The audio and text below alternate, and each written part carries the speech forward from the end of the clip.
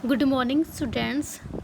Our next topic is 6.13 article tangent plane. 6.13 article tangent plane.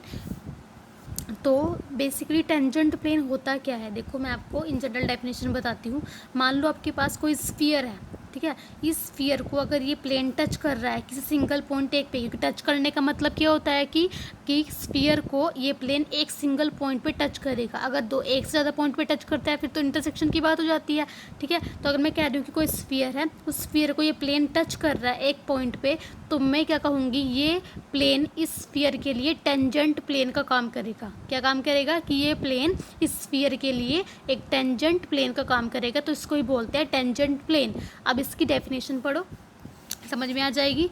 The locus of the tangents lines, वही है tangents lines का locus at point P of a sphere और a conicoid is a plane which is called the tangent plane to the sphere और conicoid eight point P. ध्यान से देखो, हमारे पास एक स्फीयर है, ठीक है, एक पॉइंट पी है। इस पॉइंट पी में से आप कितनी मर्जी स्फीयर के ऊपर टेंजेंट डाल सकते हो, ठीक है। तो उसने ये बोला हुआ है the locus of a tangents line at point P. इस पॉइंट पी से स्फीयर के ऊपर आप कितने मर्जी टेंजेंट्स लाइन डाल सकते हो। तो ये आपके पास टेंजेंट्स लाइन जो लोकेशन ट्रेस करेगी, जो लोकस बनाएगी, ठीक है, वो एक प्लेन होगा, उसको हम बोलेंगे टेंजेंट प्लेन, जो एक पॉइंट पी पे इस स्फीयर को टच कर रहा है, ठीक है। तो वही है, ये वही बोला हुआ है, ठीक है। तो और कोनिकॉइड क्या होता है, कोनिकॉइड भी हमारे पास एक सरफेस होता है जो सेकंड डिग्री की इक्वेशन होगी, जो सरफेस सेकंड डिग्री का होगा और एक्स वाई जेड में होगा, ठीक है, ठीक है। तो आपके पास समझ में आ गया, जो स्फीयर की जनरल इक्वेशन होती है वो कोनिकॉइड ही है 3D में, ठीक है। तो the locus of a tangent line at point P of a sphere और a conicoid is a plane which is called a tangent plane. And इसको, एंड जो आपके पास पॉइंट पी है इसको हम बोलेंगे point of contact. P point को हम क्या बोलते हैं, पॉइंट ऑफ कॉन्टैक्ट। जो कोनिकॉइड की डेफिनेशन बताई हुई है कि कोनिकॉइड आपके पास क्या होता है, conicoid is a surface whose equation of a second degree in x y z. जैसे हम स्फीयर, हमारे पास एक कोनिकॉइड ही है, उसकी इक्वेशन हमारे पास सेकंड डिग्री इक्वेशन होती है एक्स वाई जेड में, ठीक है। नेक्स्ट है आपके पास equation of the tangent plane. Tangent plane तो हमें पता लग गया कि क्या होता है टेंजेंट प्लेन। अब इस टेंजेंट प्लेन की हमने इक्वेशन भी निकालनी है, क्या होती है, टू फाइंड द आर्टिकल है पूरा, to find the equation of a tangent plane at the point this x1 y1 z1 to the sphere this. Sphere दे रखा है, एक पॉइंट दे रखा है, उस पॉइंट में से पास होता हुआ एक टेंजेंट प्लेन है स्फीयर के ऊपर, उस टेंजेंट प्लेन की आपने इक्वेशन निकालनी है, ठीक है। देखो ये हमारे पास एक स्फीयर है, इस स्फीयर को ये प्लेन टच कर रहा है एक पॉइंट पे, ठीक है, ये प्लेन ही है मेरा, ठीक है। तो इस पॉइंट, इस स्फीयर को, ये प्लेन, मान लो ये प्लेन है मेरा, इस स्फीयर को प्लेन एक पॉइंट पे टच कर रहा है, उस पॉइंट में से पास होती हुई हमने क्या है, टेंजेंट प्लेन की इक्वेशन निकालनी है, ठीक है। तो टेंजेंट प्लेन की इक्वेशन हमेशा देखो, जैसे यहाँ पे था ना, एक पॉइंट था एक स्फीयर था, तो स्फीयर की इक्वेशन हमारे पास ये गिवन है, पॉइंट हमारे पास जो पॉइंट ऑफ कॉन्टैक्ट है वो गिवन है, ठीक है। तो इन दोनों का यूज़ करके हमने इस टेंजेंट प्लेन की इक्वेशन निकालनी है, जो यहाँ पे टेंजेंट प्लेन बन रहा होगा, ठीक है। तो कैसे निकालेंगे, सबसे पहले मैं इस लाइन की इक्वेशन निकाल रही हूँ, आपको दिख रहा है, ऐसे है तो ये प्लेन, पर आपको ये लाइन भी दिख रही है जी। ये लाइन क्या है, स्फीयर को एक पॉइंट पे टच कर रही है, ये वाला पॉइंट ये रहा x1 y1 z1, ठीक है। तो मैं क्या कर रही हूँ, सबसे पहले इस लाइन की इक्वेशन निकाल रही हूँ, मैं ले रही हूँ कि let the equation of any line passing through the point x1 y1 z1 is, ठीक है। मैंने ले लिया कि इक्वेशन मैं निकाल रही हूँ एक लाइन की, जो स्फीयर को x1 y1 z1 पे टच कर रही है लाइन, ठीक है। और ये हमारे पास जो लाइन है वो इस पॉइंट में से पास हो रही है। तो लाइन की इक्वेशन निकालने का मेथड क्या होता है, पासिंग पॉइंट और उसके डायरेक्शन रेशो होते हैं अपॉन में, तो डायरेक्शन को साइन होते हैं अपॉन में। तो हमारे पास क्या होता है formula, x minus x1 upon direction को साइन एल है, मान लिया मैंने कंसिडर कर लिया। तो y माइनस y1 डायरेक्शन को साइन एम ले लिया, z माइनस z1 डायरेक्शन को साइन एन ले लिया, ठीक है। अगर मैं इस लाइन के ऊपर कोई पॉइंट निकालना चाहूँ, मैं इक्वल टू आर लूँगी, ठीक है। तो इस लाइन के ऊपर मैंने पॉइंट निकाल दिया इक्वल टू आर लेके, तो any point on this line, क्योंकि एक लाइन है उसके ऊपर बहुत सारे पॉइंट हो सकते हैं, ठीक है। तो मैंने कोई पॉइंट निकाल लिया इस लाइन के ऊपर, तो वो आ गया मेरा x की value L R plus x1 y की वैल्यू, ऐसे करके मैंने एक पॉइंट निकाल लिया, ठीक है। अब देखो ये पॉइंट लाई कर रहा है, ठीक है, क्या पता ये वाला पॉइंट ये हो, और क्या पता x1 y1 z1 यहाँ पे लाई कर रहा हो। ये तो मैंने आपको वैसे ही बताया था कि हम एक इक्वेशन की लाइन की इक्वेशन निकाल रहे हैं जो इस पॉइंट में से पास हो रही हो। क्या पता हमने जो ये पॉइंट निकाला है लाइन के ऊपर, इसका यूज़ करके निकाला है, ये क्या पता इस पॉइंट में से तो खाली क्या पता लाइन ही पास कर रही हो, ठीक है। एक तरह की अज्यूमिंग कंडीशन है। तो हम क्या काम कर रहे हैं कि मैंने इस लाइन के ऊपर जो पॉइंट निकाला, इस लाइन के ऊपर जो पॉइंट निकाला मैंने, ये पॉइंट निकाला x1 plus R L R plus y1 plus M R, ठीक है। तो क्या पता ये पॉइंट यहीं कहीं लाई कर रहा हो, क्या पता ये पॉइंट ये क्यों ना हो, ठीक है। तो मैं क्या काम कर रही हूँ कि if this point line on the sphere, हम कंडीशन अपनी तरफ से ले रहे हैं, एज्यूम करके चल रहे हैं, क्या पता ये पॉइंट ऐसा हो जो स्फीयर के ऊपर भी हो, लाइन के ऊपर भी हो, क्योंकि मैंने पॉइंट तो लाइन के ऊपर ही निकाला हुआ है ना। यहाँ तो हमने कहा है कि लाइन, मैंने इक्वेशन बना दी लाइन की जो इस पॉइंट में से पास हो रही हो, ठीक है। ये भी हमारे एज्यूमिंग कंडीशन ही है, ठीक है। अब इस लाइन, जो मैंने लाइन की इक्वेशन निकाली, इस लाइन की इक्वेशन निकाली, इसके ऊपर मैंने पॉइंट लिए कि ये इस लाइन के ऊपर कोई पॉइंट है, तो क्या पता ये पॉइंट ये वाला हो, ठीक है, और पासिंग पॉइंट जो यहाँ पे आ रहा हो, ठीक है। और क्या पता ये पॉइंट x1 y1 z1 वो ऐसा हो कि ये पॉइंट यहाँ लाई कर रहा है, बिल्कुल उसके पास में ही लाई कर रहा हो, ठीक है। ये पता ये यही पॉइंट हो, ठीक है, कुछ भी पॉइंट हो सकता है, ठीक है। तो आपके पास हम क्या ले रहे हैं कि मैंने इस लाइन के ऊपर कोई पॉइंट निकाला यहाँ से, और मैं मान रही हूँ कि ये पॉइंट, और मतलब ये जो पॉइंट है ये वो वाला पॉइंट है जो स्फीयर के ऊपर भी और लाइन के ऊपर भी है, ठीक है। तो हम कंडीशन लगाने की, क्या पता if this point lies on the sphere this, अगर हो सकता है कि ये पॉइंट जो आपके पास यहाँ से आ रहा है स्फीयर पे भी हो, लाइन पे भी हो, ठीक है। तो मैंने इस स्फीयर की इक्वेशन में पुट करा दिया, एक्स के प्लेस पे, वाई के प्लेस पे, जेड के प्लेस पे, सिंप्लीफाई किया, ठीक है। एक तरह से एज्यूमिंग कंडीशन ही है ये, ठीक है। पर हमें तो पता है कि पॉइंट तो स्फीयर लाइन के ऊपर x1 y1 z1 ही है, ठीक है, क्योंकि तभी तो उसने बोला है कि find the equation of a tangent plane जो इस पॉइंट पे है और इस स्फीयर के ऊपर है। मेन पॉइंट तो हमारा यही है, ये हमारी एक जस्ट एज्यूमिंग कंडीशन है कि क्या पता है ये पॉइंट जो लाइन के ऊपर हो वो स्फीयर के ऊपर भी हो, ठीक है। तभी इफ़ की कंडीशन लगाई है। तो इसको मैंने सिंप्लीफाई किया तो हमारे पास आर में इक्वालिटी इक्वेशन आ गई, ठीक है।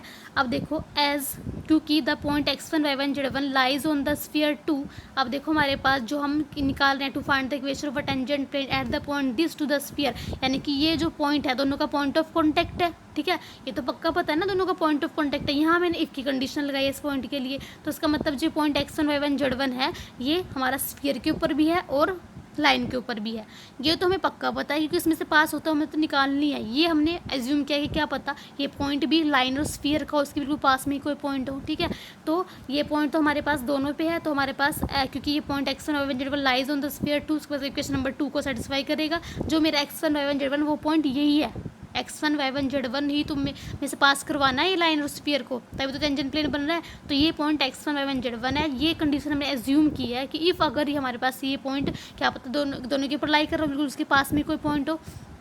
हालांकि हमें पता है कि टचिंग कंडीशन में एक ही पॉइंट होगा जिसमें से आपके पास स्फीयर और लाइन दोनों आपस में एक दूसरे पे को टच करेगी, एक से ज़्यादा तो इंटरसेक्शन की कंडीशन हो जाएगी। तो ये हमने एज्यूमिंग किया ओनली, ठीक है।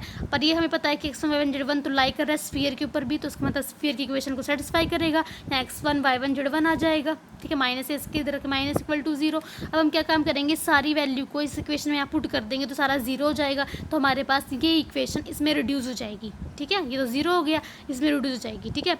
अब हमारे पास आर स्क्वायर में इक्वेशन है, यहाँ से आर की दो वैल्यू आएंगे, दो रूट आएंगे। अगर मैं यहाँ से आर कॉमन ले लूँ तो आपके पास ऐसा बनेगा कुछ, यहाँ से मैंने आर कॉमन लिया, ठीक है, यहाँ से मेरा खाली आर रह जाएगा और यहाँ से मेरा L square plus M square plus N square plus 2r तो बाहर चला जाएगा, 2 टाइम ऑफ ये बचेगा, ठीक है, इक्वल टू 0, ठीक है। तो आप कंपेयर कराओगे तो एक बार आर की वैल्यू 0 हो जाएगी, एक बार सारा ब्रैकेट वाली टर्म 0 हो जाएगी, ठीक है। तो इसका मतलब है कि इस इक्वेशन के आपके पास दो रूट आएंगे, एक तो आगे आर इक्वल टू 0 और दूसरा रूट इसको सिंप्लीफाई करके आएगा, ठीक है। पर हमें पता है कि आर के दो रूट तो आ ही नहीं सकते, जो दो रूट आएंगे वो दोनों सेम हो जाएंगे, क्योंकि अगर दो आर की दो डिफरेंट वैल्यू आ गई तो अगर आप इस पॉइंट पे पुट करोगे जो आपके ऊपर लाइन के ऊपर पॉइंट है, ठीक है, इस लाइन के ऊपर बहुत सारे पॉइंट हो सकते हैं ना, तो अगर इस जो लाइन के ऊपर आपके ऊपर पॉइंट लिया है आपने उसमें आर की दो वैल्यू पुट करोगे तो आपके पास इस लाइन के ऊपर दो पॉइंट हो जाएंगे। तो उसका मतलब है कि उस केस में ये लाइन इस स्फीयर को टच ना होकर इंटरसेक्ट कर जाएगी अगर दो पॉइंट आ गए, ऐसे एक यहाँ पे एक यहाँ पे, ठीक है। फिर ये लाइन जिससे प्लेन बन रहा है, ठीक है, जिसका लोकस प्लेन बना रहा है, तो ये लाइन इस स्फीयर को टच ना करके क्या इंटरसेक्ट कर जाएगी उस केस में। तो इसलिए ये हमारी कॉन्ट्राडिक्शन हो जाएगी कि हमें तो टेंजेंट प्लेन ही कंडीशन कही हुई है। टेंजेंट प्लेन का मतलब होता है जो स्फीयर को एक ही पॉइंट पे टच करता है। इसका मतलब है जो आर की दो वैल्यूज आएंगी वो दो वैल्यू डिफरेंट ना होकर सेम वैल्यू आएगी। तो फर्स्ट रूट इसका अगर आर इक्वल टू 0 आया, दूसरा रूट भी क्या होना पड़ेगा, आर इक्वल टू 0। तो 10 1 root of 5 is 0 if line 1, क्योंकि हमारे पास जो लाइन 1 है क्योंकि टच कर रही है स्फीयर को, स्फीयर नंबर 2 को, तो इसका मतलब ये है द सेकेंड रूट ऑफ 5, इसका 5 रूट का 5 इक्वेशन का जो सेकेंड रूट होगा मस्ट आल्सो भी 0, दोनों रूट्स को सेम होना पड़ेगा। हैज़, क्योंकि both root of 5 are equal. अगर इक्वल नहीं होंगे तो आगे दो वैल्यूज़ आएंगी, उससे हमारे पास लाइन की स्फीयर के साथ इंटरसेक्शन की कंडीशन हो जाएगी। इंटरसेक्ट नहीं करवाना, हमने टचिंग की कंडीशन देखनी है। तो उस केस में हमारे पास इसके दोनों रूट, यानी मान लो R1 R2 दो रूट हैं, वो दोनों जीरो हो जाएंगे, यानी कि सम ऑफ रूट R1 R2 दोनों जीरो आ गए ना, यानी कि 0 + 0 सम ऑफ रूट 0 हो जाएगा। सम ऑफ रूट का फार्मूला क्या होता है, क्वाड्रेटिक इक्वेशन में -b/(=0), बट a तो हमारा 0 नहीं होगा, नॉट इक्वल टू 0 होगा, क्योंकि अगर a तो होता है x स्क्वायर, यानी कि r स्क्वायर का कोफिशिएंट वो a होता है। अगर a 0 हो गया फिर तो हमारे पास क्वाड्रेटिक इक्वेशन ही नहीं रहेगी, फिर तो लीनियर इक्वेशन रह जाएगी। a तो कभी 0 होगा ही नहीं, ठीक है। तो इसका मतलब है कि a नॉट इक्वल टू 0, इसका मतलब -b को 0 होना पड़ेगा, यानी कि b को 0 होना पड़ेगा। b क्या होता है हमारे पास क्वाड्रेटिक इक्वेशन में, r का कोफिशिएंट, यानी कि x का कोफिशिएंट, r का कोफिशिएंट 2 × दिस, ये हमारा b हो जाएगा, coefficient of r equal to 0, तो हमारे पास ये इक्वल टू 0 आ जाएगा। अब हम क्या काम करेंगे, यहाँ पे LMN की वैल्यू यहाँ से निकाल के, LMN की वैल्यू इक्वेशन नंबर 1 से निकाल के यहाँ पुट कर देंगे, तो हमारे पास रिक्वायर्ड लोकस आ जाएगा टेंजेंट प्लेन का। तो देखो एल की वैल्यू कितनी आएगी मेरे यहाँ से, अगर मैं निकालूँ x - x1/r, m की वैल्यू कितनी आएगी y - y1/r, z, और n की वैल्यू कितनी आएगी z - z1/r। इन सब की वैल्यू उठा के यहाँ पुट कर दोगे, अपॉन में r कॉमन लेके इक्वल टू 0 हो जाएगा। इसको सिंप्लीफाई करेंगे, इस सारे की वैल्यू में यहाँ से क्या पुट कर दूँगी, a², ठीक है। तो हमारे पास ये इक्वेशन आ जाएगी, ये इक्वेशन आपके पास कि टेंजेंट प्लेन की इक्वेशन आई है, hence the required equation of tangent plane this, ठीक है। कुछ अज्यूम करके चलना है, कुछ आर्टिकल में से लेना है जो गिवन कंडीशन है, तो आपका क्वेश्चन हो जाएगा सॉल्व, ठीक है। अब देखो जनरली हुआ क्या, हमने टेंजेंट प्लेन की इक्वेशन निकाली, इस टेंजेंट प्लेन की इक्वेशन निकाली इस लाइन के थ्रू से कि जब एक स्फीयर इस टेंजेंट प्लेन को टच कर रहा था एक पॉइंट पे x1 y1 z1 पे, वो इक्वेशन आपके पास क्या आई हुई है, देखो x² बनाने का मेथड क्या होता है, x² + y² + z² = a²। आई तो ऐसी ही है सेम, देखो वही नहीं है, x × x1 + y × y1 + z × z1 - a² 0। देखो कैसे बना हुआ है, x² को लिखा हुआ है x × x, यहाँ पे x² को लिखा हुआ है x × x, y² को लिखा है y × y, z² को लिखा है z × z - a² = 0। फिर एक x और एक y और एक z के प्लेस पे ये पॉइंट पुट किया हुआ है, देखो तभी तो बनी हुई है। x × x1, एक x के प्लेस पे x1 पुट कर दिया, y × y था तो y के प्लेस पे y1 पुट कर दिया, z × z था z के प्लेस पे z1 पुट कर दिया, -a² = 0। तो ये डायरेक्टली क्वेश्चन में बनाने का मेथड है, अगर बनाना हो इस टाइप की इक्वेशन से, स्फीयर की इक्वेशन से आपने टेंजेंट प्लेन बनाना हो तो समझ में आ गया। नेक्स्ट आर्टिकल इसी का बी पार्ट है, to find the equation of a tangent plane at the point this to the sphere this.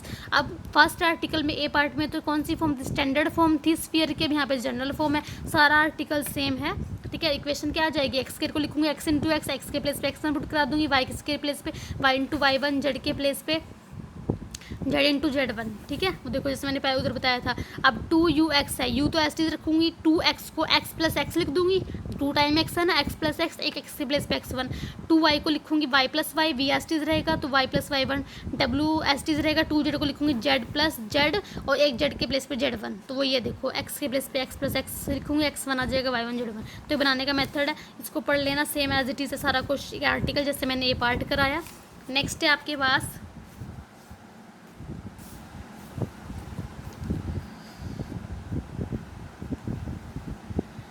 Article number first, next है, मतलब नेक्स्ट है आर्टिकल, एक रिमार्क किया, a tangent line at any point P, क्या कह रहा है, टेंजेंट लाइन कह रहा है at any point P x1 y1 z1 of a sphere is perpendicular to the radiance through P. Obviously है, देखो आपको दिख रहा है एक स्फीयर है, ये टेंजेंट लाइन है, इसी टेंजेंट लाइन इस स्फीयर को एक पॉइंट पी पे जिसे कोऑर्डिनेट क्या गिवन है x1 y1 z1 इस पर टच कर रही है, ठीक है। तो ये क्या कह रहा है कि टेंजेंट लाइन है इस स्फीयर की रेडियंस के परपेंडिकुलर है, तो अलग ही दिख रहा है, परपेंडिकुलर तो है, आपको ये प्रूव करना है, ठीक है।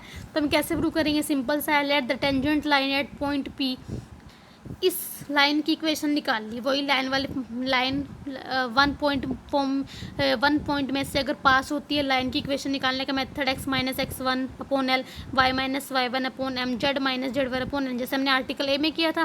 स्फीयर की इक्वेशन मैंने स्टैंडर्ड फॉर्म ले ली, x² + y² + z² = a², ठीक है। अब हमने क्या प्रूव करना है कि जो रेडियंस है ये स्फीयर की परपेंडिकुलर है इस लाइन के, मतलब ये लाइन क्या है, परपेंडिकुलर है इसके। तो मैं क्या काम करूँगी, इस लाइन के डायरेक्शन को साइन निकाल लूँगी, इस रेडियंस के डायरेक्शन को साइन निकाल लूँगी। अगर दो लाइन को परपेंडिकुलर दिखाना हो ईच अदर, तो हमारे पास क्या कंडीशन होती है, दोनों लाइन की डायरेक्शन को साइन का प्रोडक्ट का सम 0 आना चाहिए, ये हमारे पास कंडीशन होती है। तो हम दोनों लाइन की डायरेक्शन को साइन निकाल लूँगी, ठीक है। तो डायरेक्शन को साइन ऑफ लाइन वन ये हमारे पास, अगर किसी लाइन की डायरेक्शन को साइन निकालने हो तो वो क्या होता है, LMN, ठीक है।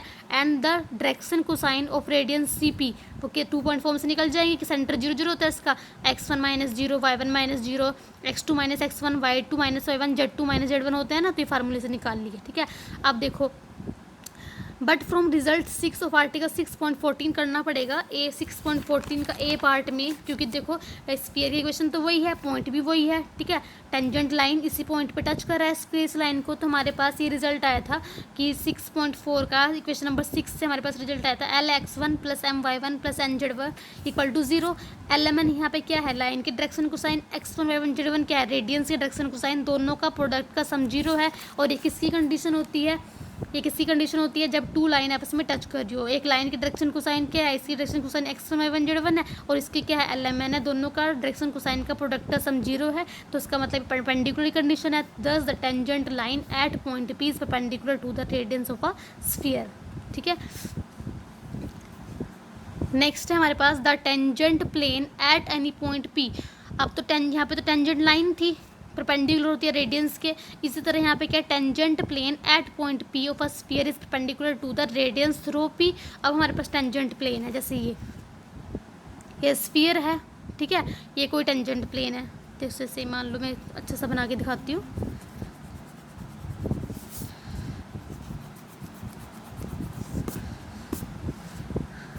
कोई स्फीयर है आपके पास, ठीक है, ये आपके पास क्या है, टेंजेंट प्लेन है। तो आपने ये सेंटर है स्फीयर का, ये रेडियंस है, P पॉइंट पे टेंजेंट प्लेन है, P क्या पॉइंट ऑफ कांटेक्ट है। तो आपने क्या दिखाना है कि स्फीयर इस टेंजेंट प्लेन, ये एक स्फीयर है, स्फीयर के टेंजेंट प्लेन है, तो ये टेंजेंट प्लेन परपेंडिकुलर है रेडियंस थ्रू P, इस रेडियंस के परपेंडिकुलर है, वो तो आपको दिख ही रहा है परपेंडिकुलर होगा, बस अभी प्रूव भी करना है, ठीक है।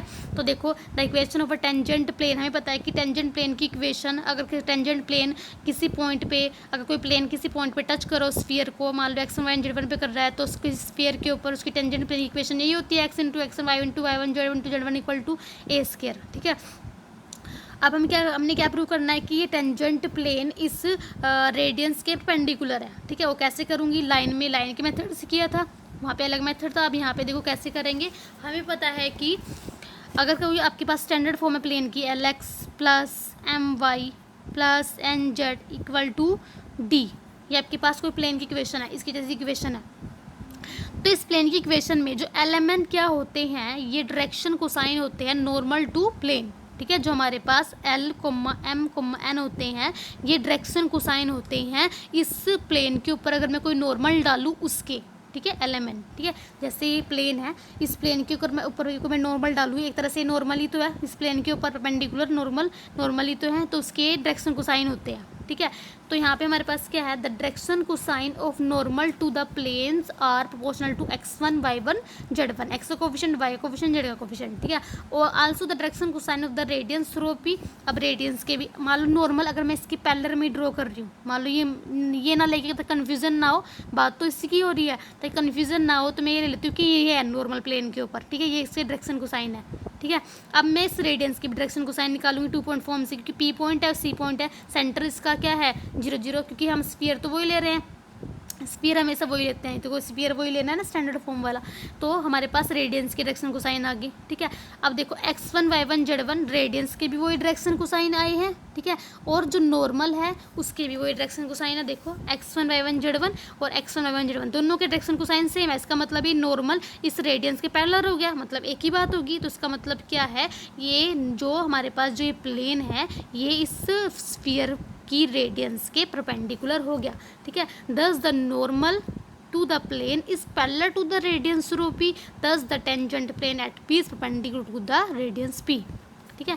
आगे दिमाग देख लो, अगर कोई प्लेन टच करता है स्फीयर को, then perpendicular distance from the centre from the plane is equal to radians. वही बात है, अगर कोई प्लेन टच करता है किसी स्फीयर को, तो जो परपेंडिकुलर डिस्टेंस होता है स्फीयर के सेंटर से प्लेन के ऊपर, वो किसके बराबर होता है, रेडियंस के। रेडियंस ही तो है स्फीयर की। इसी तरह अगर इफ अ लाइन टच करती है स्फीयर को, then the perpendicular distance from the centre from the sphere equal to radians. वही बात होगी, अगर कोई लाइन टच करती है किसी स्फीयर को, तो perpendicular distance from the centre to the plane is equal to radians of a sphere. ठीक है, आज हम यहीं तक कर रहे हैं, नेक्स्ट हम स्टार्ट करेंगे नेक्स्ट लेक्चर में।